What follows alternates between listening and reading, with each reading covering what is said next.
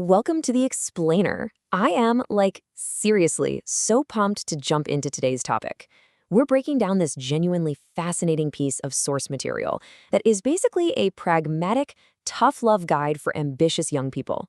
We're going to look at 7 core principles drawn directly from our source that are designed to forge massive early wealth. But hey, let me be super clear right off the bat. Actually, no, let me just emphasize this.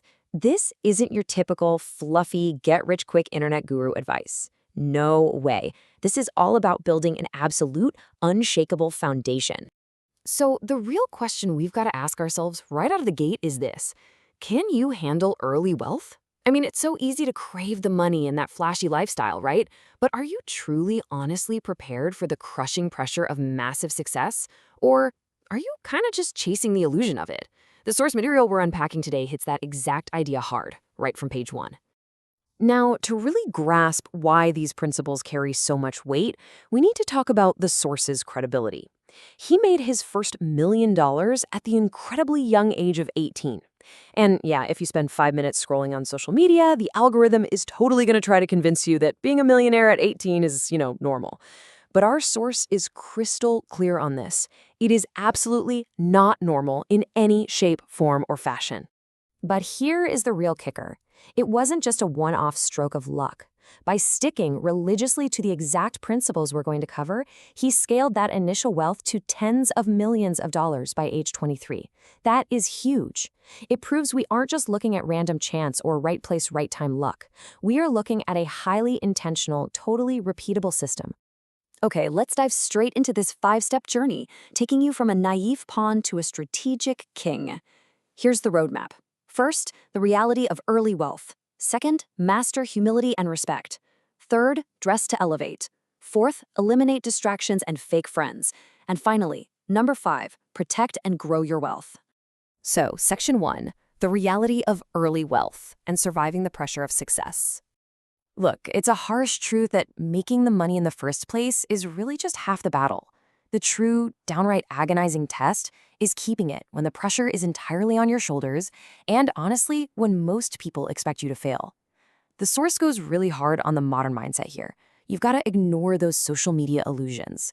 Today, way too many people feel like they're just entitled to jump straight to the finish line, They want the shiny lifestyle without ever grinding in the dark. But you have to expect massive tests of character along the way. If you try to cheat the grind, the market is absolutely going to punish you. Which brings us to phase 2, master humility and respect, earning your stripes. This right here is the absolute bedrock of the source's entire philosophy. True respect, it's learned from the bottom up. It means sitting quietly, shutting your mouth, and actually listening to the people who've walked the path before you. I literally love this quote pulled straight from the material. In order to be a king, you must first be a pawn.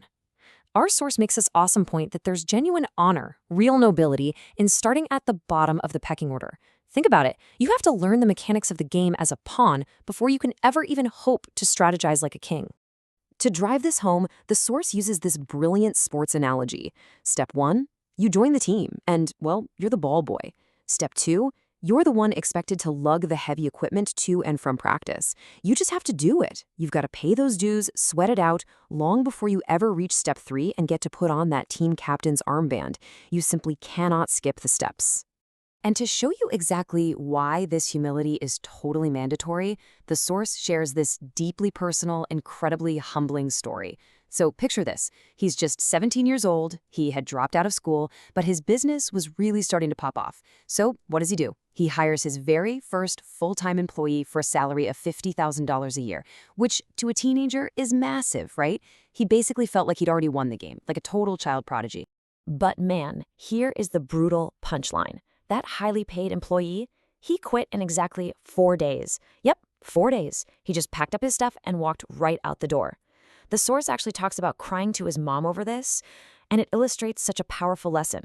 The free market will ruthlessly expose your flaws. He had to face this incredibly humbling reality check. He simply wasn't an inspiring leader yet. Not even close. Because of brutal experiences like that, you desperately need external humbling factors.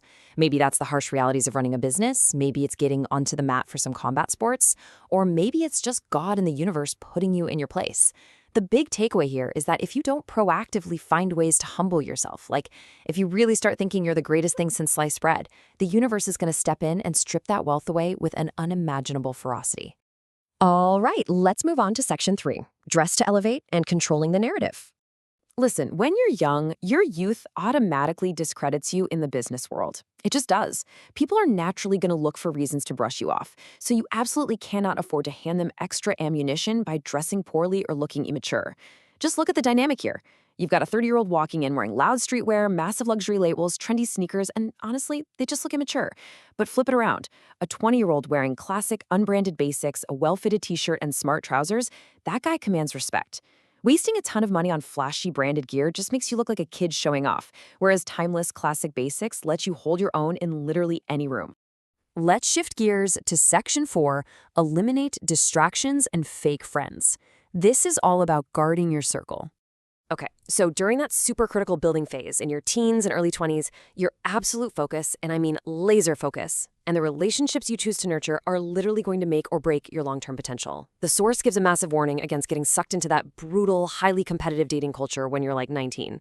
On one side, you have casual dating apps, the endless swiping, the short-term flings. They're a complete drain on your energy.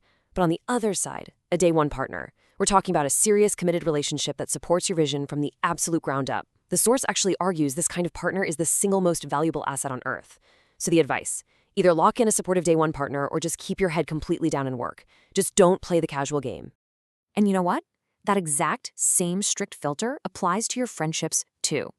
The source says, keep your circle small, but your influence large. See, there's a huge difference between having a massive network of polite acquaintances, which, sure, is great for business, and having a tight, impenetrable fortress of true friends. You really only need a very small circle of genuine brothers in arms to succeed. Which brings us to our final phase, section 5, protect and grow your wealth. Subtitle, surviving your own ego. So once that money actually starts rolling in, the game fundamentally changes. It shifts entirely to strategic preservation. And the strategy presented here is kind of radical, but it's fascinating. You have to push the money away from you as fast as humanly possible into illiquid assets. Because let's face it, when you're young and suddenly flush with cash, you are your own worst enemy. By tying up that capital in hard-to-sell assets like real estate or maybe physical gold, you're essentially building a big, beautiful wall to protect your wealth from your own impulsive, ego-driven decisions. Let's be completely real for a second. If you see a 19-year-old driving a supercar, what do you think? People immediately assume it's just a fluke, right? Some crypto pump and dump, or maybe just daddy's money. The flex completely backfires. But a 25-year-old pulling up in a supercar who's clearly established, dressed the part, and seasoned, people actually believe that success is earned. The source really hammers home that pulling out $30,000 in cash just to flex on an Instagram story in a rented G-Wagon is ridiculous. Delaying your gratification is what actually commands genuine, lasting respect. So, as we wrap things up, I want to leave you with this provocative thought on our final slide. Are you building a lasting empire or just an early illusion? The real, true challenge presented in this source material isn't just figuring out how to make $1 million. It's keeping it, it's multiplying it, and it's developing the deep character required to actually sustain it over a lifetime.